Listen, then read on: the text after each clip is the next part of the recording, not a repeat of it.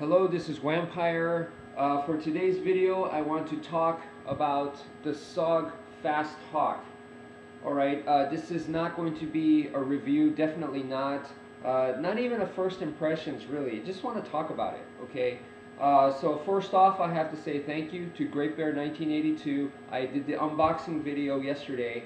Thank you, Joel, for that excellent contest and for me to have the opportunity to own something like this, okay? Thank you so much. I haven't been able to put it down. And that's the first thing when you get something like this, at least for me, this is so different from the other tools that I have, the other tools that I train with, like the Eskrima sticks, knives, machete, things of that nature. This is so different in shape, okay? Sure, I could ignore the shape and just use it like an Eskrima stick, alright? But eventually I want to get to the point where I really make these other features come alive and utilize that in my own arsenal and have techniques using these different features, okay? But when you first start off, definitely just going to translate the Eskrima techniques, at least for my style, directly into the tomahawk and treat this as an improvised Eskrima stick, alright? That's the first step, but kind of like a previous step before that, I would say is, I know when you first get it, and it was the same for me too, so you want to take this off and start working with the blade edge immediately. You want to cut things. I really want to throw it. You know, I want to go cut some branches and stuff like that and practice techniques that way, but no, don't. I recommend that you leave the sheath on, okay, and just get really familiar with the shape. Your body has to know this, like from muscle memory. It has to know the shape, even if it's completely pitch black, completely dark. You should be able to just grab it and not even looking at it. You should kind of have an idea of how far it goes. You know, like when you're driving a car, when you're in tight areas and stuff, you're able to park your car almost by the inch. You can play it that close because you've put in the time to get to know it, alright? So the same thing here. I think you should practice with the sheath on, and you're doing the Heaven 6. At first you may be doing something like this, alright? As you get more comfortable, you can bring it closer to the body, and you won't have to worry about stabbing yourself or hooking your own arm, okay? As you get more comfortable with it, okay, you can start using different grips and stuff. So you need to get to know the shape, really. So that's my advice, is to just play around with it with the sheath on, practice the different moves, and just get to know it, you know. I think that's the first most important thing. Just play around with it, alright? Try double, you know, and just get familiar with it, and then from there, you're going to start applying the techniques, the Eskrima techniques that you know, and then from there, once you get comfortable there, then you're going to start applying tomahawk specific techniques, and that goes the same with a karambit. That goes the same with any other weapon, really. So get familiar with the tool first in a very safe manner, and then the second is to start applying what you know to it. In my case, Eskrima, Arnis, Kali, Filipino martial arts, okay? And then the next step is you start doing karambit specific techniques, tomahawk specific techniques, machete specific techniques. Alright, so that's my advice. But alright, anyway, there is a backstory to this that I want to just talk to you guys about. And basically, a little while back, I went to a huge camping store. Okay, this was kind of like a Cabela's type store. Really, really huge store. Has all the cool stuff, hunting equipment, and of course they have tactical stuff there too. And a very, very cool store. Okay, so I went to one of those specifically looking for a machete for you guys. Okay, I said to myself, how can I say thank you to my supporters, the people who are interested in my YouTube channel and stuff like that? And I thought, well, you know, I do the Heaven 6, I do the Filipino martial arts, and I show techniques, but I'm always using the Eskrima sticks, and I never really showed it with a machete. I always say that you can do that stuff with a machete, but I've never showed it. So I thought to myself, well, let's get a decent machete, not some no-name brand. Let's get a decent machete and demonstrate that. So I went to this place and I looked at the machetes, and man, I saw a Bowie knife, very, very large. You know, it was like I want to say the blade was probably a foot long. All right, big Bowie knife, looked beautiful. And believe me, if it was up to me, I would have taken that home instead. But for you guys, I got the SOG Fasthawk machete, which is this guy right here, because I've already done videos with Heaven 6 using a knife, all right? And then my practice knives, the cold steel training knives, those are large anyway. Those are pretty large, so you know, you guys have already seen me do that. So I was like, okay, I need to get the machete. So this is the one that I came home with. All right, the price was right around, if it was any higher, I wouldn't have been able to purchase this, okay? It was right around the area where I was going to be okay. So I got this for you guys, and while I was there, all right, real quick, one of the problems with this was the back. You see, the back has the saw edge on there, so I leave the plastic protector on there, okay, because for Eskrima purposes, it's better not to have anything on the back. It's better if the back is just flat, okay. Definitely can utilize this as offensive techniques and stuff, but just for more basic stuff, it's better if it didn't have it. So it wasn't the perfect machete I was looking for my purpose, but this was pretty much the only one that I could afford, the only one that I could find, and has you know, it has SOG on there. SOG is you know, famous for the knife brand. So I went with that.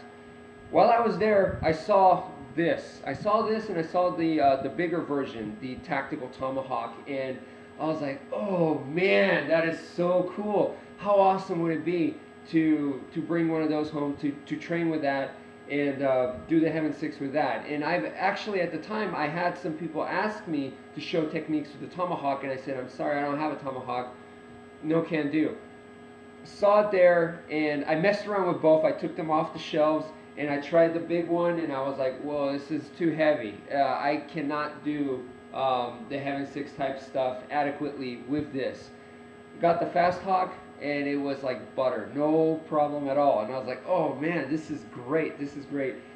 And I was really tempted to go home with the Fasthawk. It's a little bit too expensive for me, and the other reason was I thought machete was the one that you guys wanted to see, and it's closer to just a stick, obviously, in shape. So this is more direct. This is probably what I need to do. Tomahawk is a little bit more specialized of a weapon, so I went with the SOG Fasthawk. If it was up to me, I would have preferred this for sure over the machete. You know, because it could have been a generic machete. So this was far more intriguing, far more interesting to me. I would have preferred this, and once again, if not, I would have preferred the Bowie knife for sure. It was beautiful looking. So I went home with a machete for y'all, and then not too long after that, Great Bear 1982 holds a contest, and one of the prizes is the Tactical Tomahawk. And I was like, man, so what is this, like the second chance for me to, like, for it to slip out of my hand? And I was like, what's happening here? Maybe it's third time's the charm, you know? And I was like, wow, that's awesome. But then, you know, I felt like, well, Great Bear 1982, Joel doesn't owe me anything. If I really want the Tomahawk, I should get it myself. He doesn't have to buy it for me. And plus, the first place prize that he was offering wasn't this one, it was the larger one. And, you know, so I was like, well, you know, this is a friend. I don't want a friend of mine to buy me something that I need. Like I said, if I really need it that bad, I should buy it myself, you know, save up and buy it.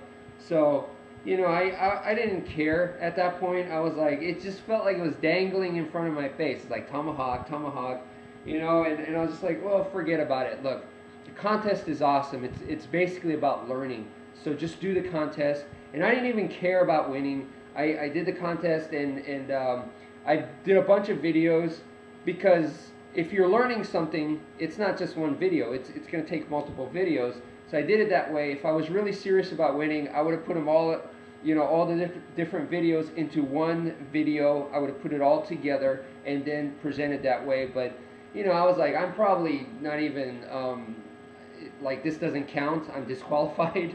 but at least by making these entry videos, multiple ones, I'm getting the word out to people that Great Bear 1982 contest is going on and everything. So it's just my way of showing support, and also for me to learn. And each time I made a video, I got a little bit slightly better than the last time. Small improvements, and I was really enjoying that so much. And also I feel after I did the one where it was the penny stove contest, for that one, I kind of felt like, well, I should enter the martial arts one too, because who am I to say, oh, I'm know everything about martial arts. There's nothing for me to learn now. That's absolutely ridiculous. It's the wrong attitude. And I feel that being humble is a very important part of martial arts training, to shed the ego. If you don't have that, then you're just training like in a sport. Even a good sport, in my opinion, it shouldn't just be about the winning. It should be about the camaraderie. It should be about shedding the ego. That's what it should be about. So when I see Olympic athletes, and I agree with Carl Gotch about this, that they're crying over the judging was biased and they didn't get the gold medal and blah, blah, blah, blah, blah. It just seems like a bunch of crybabies. I don't care how awesome their abilities are. The spirit, to me, is wrong, is incorrect. And, to me, being humble is kind of like inspiration for training. When you're working out, I constantly seek inspiration. And, it's not like you get inspired once and then for the rest of your life you're inspired so you can work out all the time. No, you have to constantly seek it, because it goes away. And I feel the same with being humble, all right? It's something that you have to constantly practice. It's not like you do something humble once and now for the rest of your life you're humble. No. You have to constantly practice it. At least for me, if I don't, I revert back to being super arrogant and a major jerk. So, it's something that you have to continuously exercise, all right? So I did the martial arts videos as well, and I chose Silat because I thought it would be good for the karambit type stuff, and that you guys would be interested in that, because you guys have shown a lot of interest in the karambit. So Filipino martial arts uses karambit. American Kempo Karate, I've seen some guys use the karambit very well there. And the other major one, or perhaps maybe the origin almost, is Silat. Those guys are maybe the karambit is like one of their staple weapons, all right? So I thought that would be good for me to research and explore into. So that's why I chose that. And anyway, Great Bear 1982, Joel was so kind to basically include me into the contest and count all those videos. And not only count all of them, he said that because I did so much extra, he counted them as extra, that he gave me all these bonus prizes and everything. So, once again, I wasn't expecting that at all. Thank you so much.